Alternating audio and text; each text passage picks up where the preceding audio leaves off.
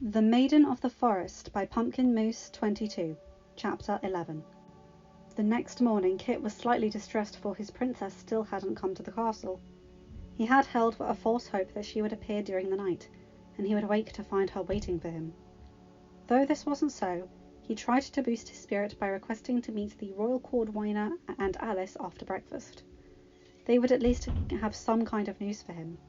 As he was about to enter the throne room, someone called out, "Your Majesty!"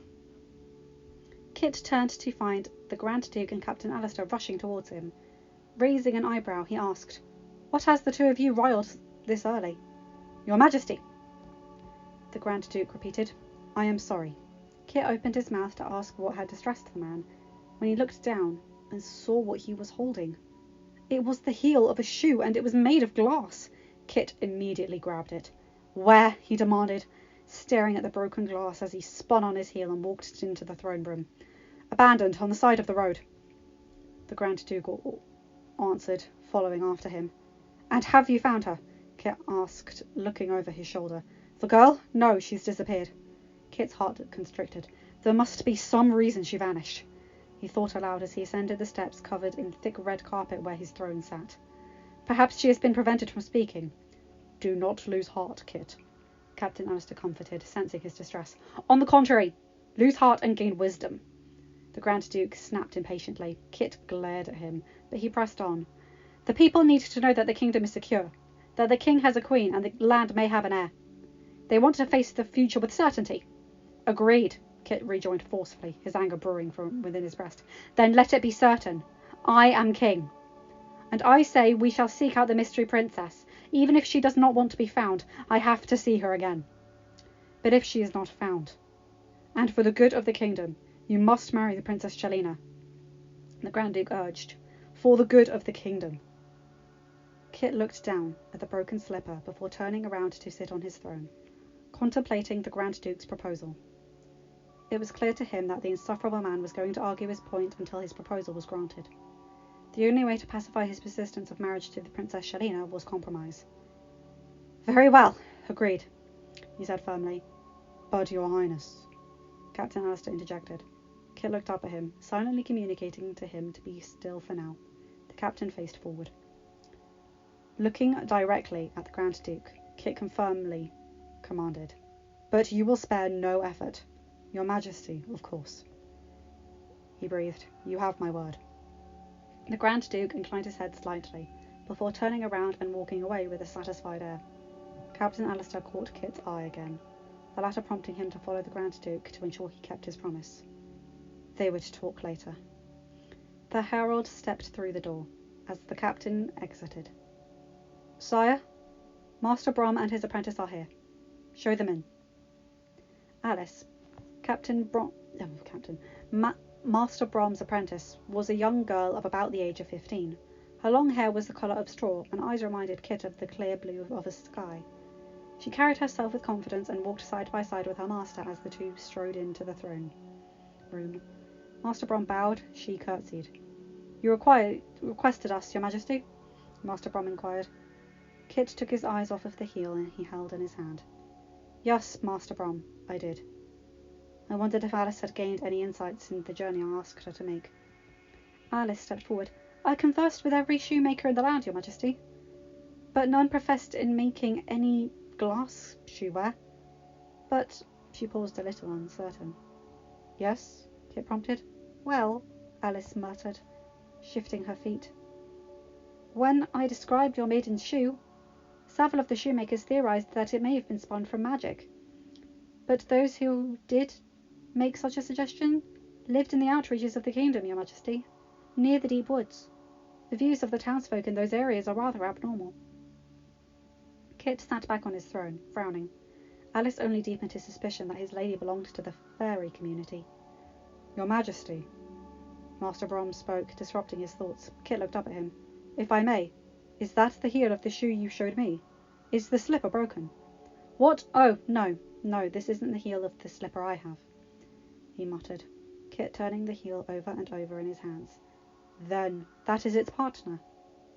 "What's left of it," Kit confirmed. "Does this mean your maiden has been found?" Alice asked excitedly. "No, but eventually she will be. Thank you for reporting this to me, Alice. I trust that your journey was a fair one. It was, Your Majesty. Good.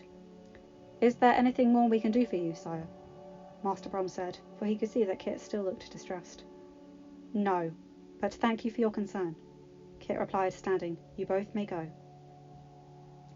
Kit waited until the two of them were gone before sending for Captain Alistair. His dear friend returned to the throne room at once, almost as if he was merely waiting on the other side of the door to be summoned. Kit, what were you thinking? Agreeing to the Grand Duke? He chastised. It was the only way to that he would go through with searching for the mystery princess, Alistair. But what efforts should be taken to ensure that happens? Simple. You and the Grand Duke will travel to every maiden in my kingdom and give them the opportunity to try on the glass slipper until my princess is found. Captain Alistair's eyes widened. Kit, that slipper could fit any number of girls. What if we do find one who fits the shoe, but she is not your charming lady? From your decree, you would have to marry her. Kit stared down at the glass heel, thinking over the captain's words. Though you present a valid concern, Alistair, I have my doubts over your words. There is something more going on here than either of us understands, and I have a firm conviction that the only one who will fit into the slipper is the girl I danced with at the ball. Scoff all you want, but I can't help but think that way. Kit frowned. Captain Alistair frowned. I pray you are right, he sighed. When would you like for us to undertake this escapade? Immediately. The captain bowed. As you wish. But you have to promise me that while we were out searching, you will perform your kingly duties. You can't afford to fret and daydream when there are matters of state to attend to. Kit smirked. Very well, my friend. I will devote myself to my work if you will ensure the Grand Duke thoroughly searches for my charming young lady. That was my intention from the beginning, Your Majesty, Captain Alistair said with conviction. Kit had to hand it to the Grand Duke. The man was the epitome of vigour. He gladly put all of his time, efforts and devotion in searching for the maiden who would fit the glass slipper. It had now been over a week, and the reports by way of carrier pigeon had been filled with unsuccessful attempts. Kit had to laugh over some of the ridiculous efforts from the women of his kingdom described by Captain Alistair. Some bathed their feet in butter and oil to try to slip into the shoe, while others even rolled on the floor in attempts to force the slipper onto her feet. The reports concerning some who actually asked if they could cut off their toes to try on the shoe, however, alarmed him. Needless to say, he gave the command that the foot could not be manipulated in any way in an attempt to fit into the slipper. Kit had suffered from severe anxiety, thinking that one thing he had to connect him to his princess was being paraded around the kingdom and handled by so many desperate women. After the third day, he made sure to send a message to Captain Alistair and the Grand Duke, commanding that only the captain would be able to touch the slipper, for he was beginning to have nightmares that a pigeon would carry the news that an angry woman had taken the shoe and thrown it in a rage, shattering it because it didn't fit her. Kit would wake from his bed, covered in sweat and near panic from these dreams. It would take nearly an hour to reassure himself that the slipper was safely in the captain's care before he was able to go back to sleep.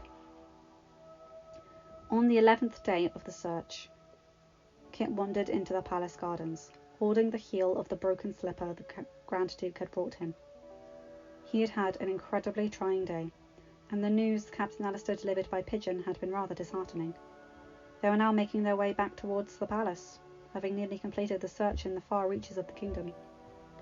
Kit had been hopeful they would find her in the towns near the deep wood. That hope had died when the captain's most recent letter. Where could you be? He mused aloud, sighing heavily as he leaned against the railing of the footbridge he now stood on. Why hadn't she come forth when he sent forth the proclamation? Why had she said she would be there for him when he was ready, and then not keep her word? Was she a fairy, or was she a normal princess? Why hadn't she left anything further in their tree in the wood? Kit had rode out to the clearing yesterday to see if there may be another clue from her, but had returned disappointed. There had been nothing. It was as if she had vanished without a trace. Ahem! Kit let out a cry of surprise and he twisted around, holding his heart. Standing before him, Her brown dress, covered in what appeared to be dead leaves and dirt, was the old woman he had met all those weeks ago by the fountain. She still leaned heavily against her staff, her withered face seeming tired and her eyes somewhat sad. "It's you, the woman I met from before," Kit muttered. The old lady grinned. "Yes," she rasped, "it's me. And once more you appeared to be troubled. You are lost again, Your Majesty." Kit gave her a small smile. "I suppose you could say I am, my lady." "What have you got there?" she asked, pointing to the broken heel. "Oh, this?" Kit muttered, caressing the heel.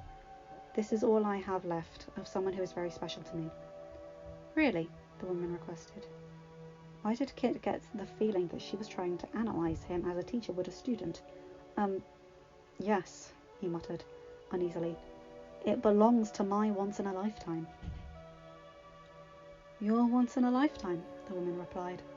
"You must be talking about that girl you danced with at the ball." Kit stared. "Do you know her?" A warm smile climbed the weathered old face of the woman, and for a moment Kit thought she looked 100 years younger than she was. Her dark eyes glanced and her form seemed to straighten.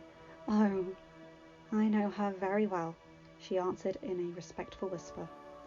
"She has gone through so much. I can't believe that wretched woman broke the shoe I gave her." Kit's heart skipped a beat. "Excuse me? You gave my princess the glass slippers she wore to the ball?" "Of course I did," the woman snapped. Then suddenly she didn't appear so frail and old anymore. In fact, her form was beginning to change dramatically, the wrinkles disappearing from her face to be replaced with smooth porcelain skin. Her hair spun into beautifully tight white blonde curls around her face. Her dress transformed from muddy brown to sparkling white. Small white wings popped out from behind her, and the staff in her hand twisted and twirled until it was an elegant wand, the surface a milky white surrounded by silver leaves. The stunning woman cricked her neck before sending him a dazzling smile, her eyes glittering. Kit's jaw was dangling open. The woman's thin eyebrow raised. "What's the matter, dear? Never seen a fairy before?" Kit shook his head. No, my lady," he muttered, still completely shocked that an elegant fairy in a remarkable puffy dress had replaced the old woman he had been conversing with. "Well, it's a pleasure, then," she said, curtsying to him. Completely rattled, Kit shook his head again. I'm sorry, but who are you?" "I am your future bride's fairy godmother," she said, "but you can call me Rosawin." I'm probably saying that wrong. Rosawin? I don't know. "A fairy godmother?" Kit breathed, trying to take it in.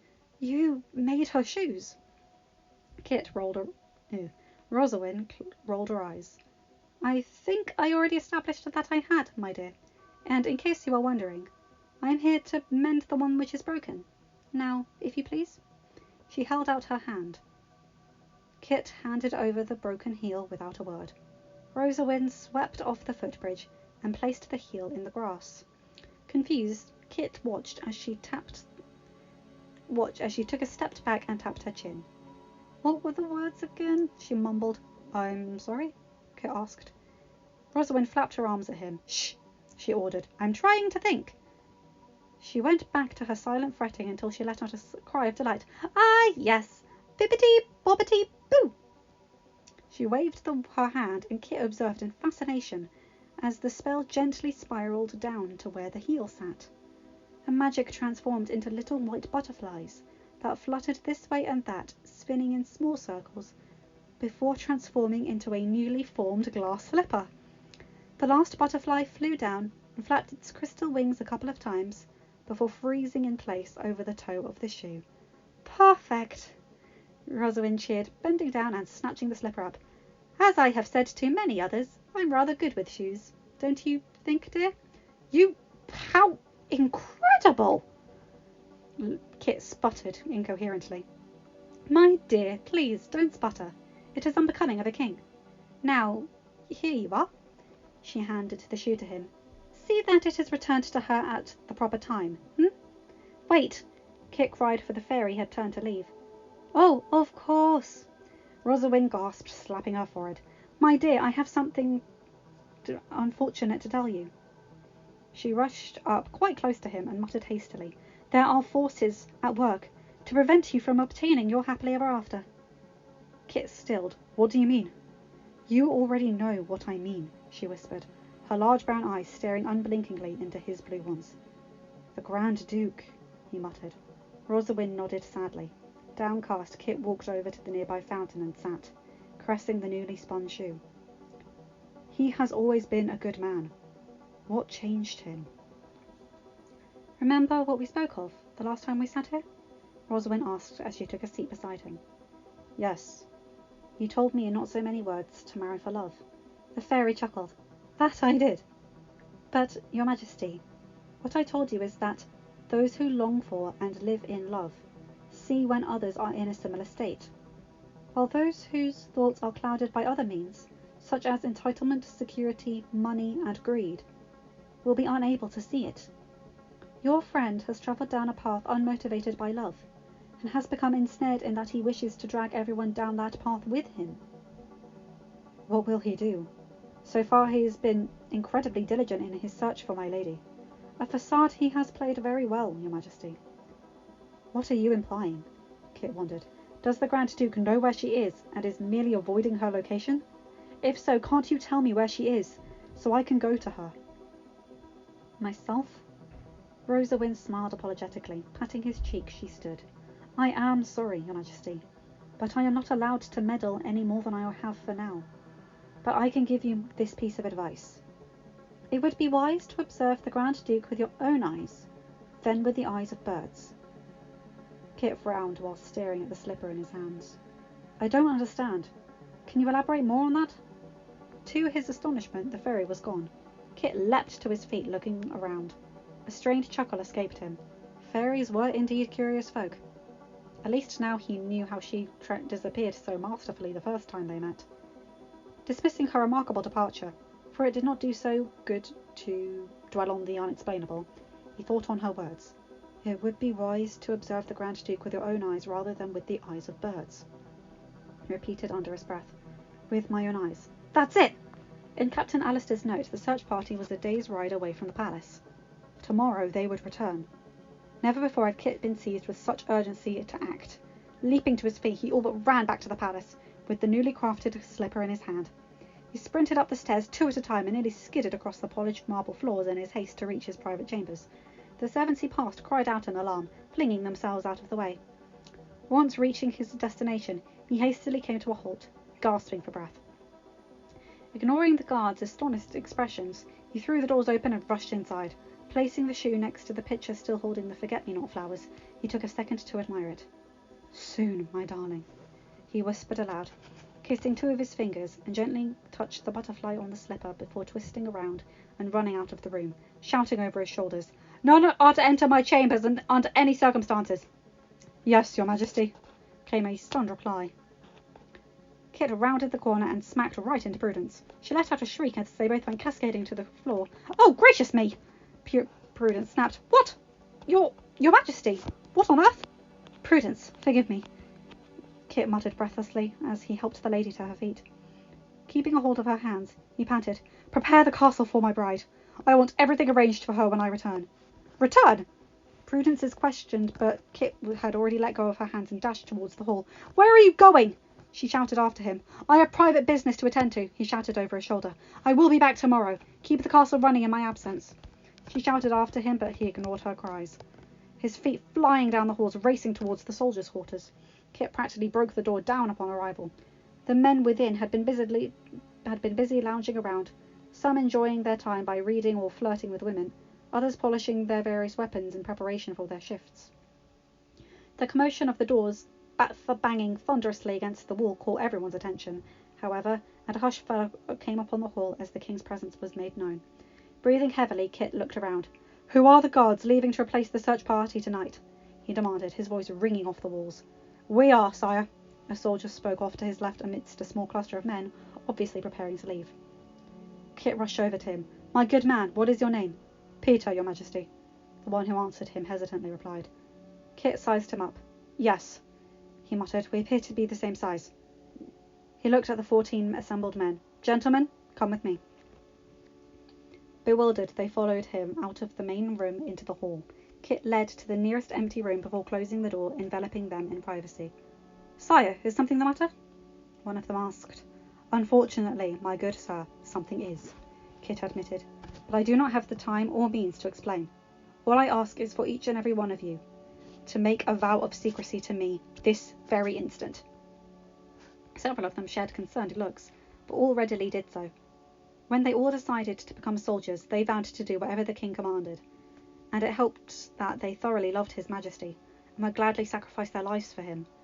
Though they didn't have a remarkable relation with him, each had been touched by his kindness at some point in their lives, and these small acts had spurred them to serve him with their arms and their very lives if need be. I thank you dearly for trusting me when I am not being entirely forthcoming with you, Kit said sincerely. I promise that when all is said and done, you will understand the reason for my secrecy. Now, Peter, I must personally ask something from you. Anything, Your Majesty, the young blonde replied, stepping eagerly forward. I require your uniform, Kit confessed. Highness? I am going to join this company in secret, pretending to be one of you, until the opportune moment presents itself. The room's filled with soft mutters of speculation. The king desired to hide himself as a plain soldier? What was he up to? May we ask why, sire? One of them asked. Kit's smile was strained as he shook his head.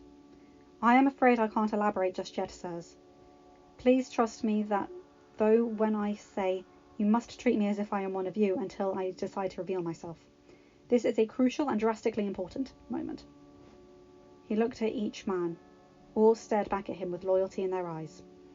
I apologize for a little noise back there, my bed creaked. Peter stepped forward.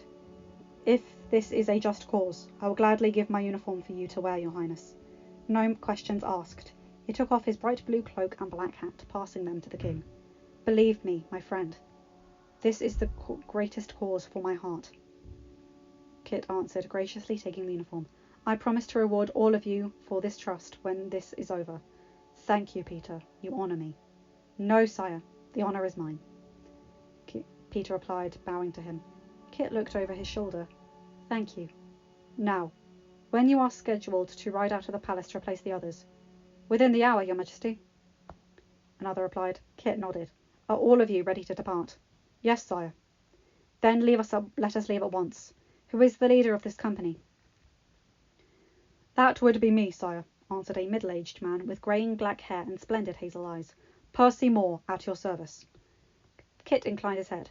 Percy, when we reach the search party, the Grand Duke may ask why we have arrived ahead of schedule. Simply tell him that you received permission from the king to leave earlier than scheduled. If he attempts to argue, I give you my permission to use my relentless spirit as an excuse. Several of the men chuckled while Percy replied, Yes, sire. Good, Kit replied. Peter? Yes, Your Majesty?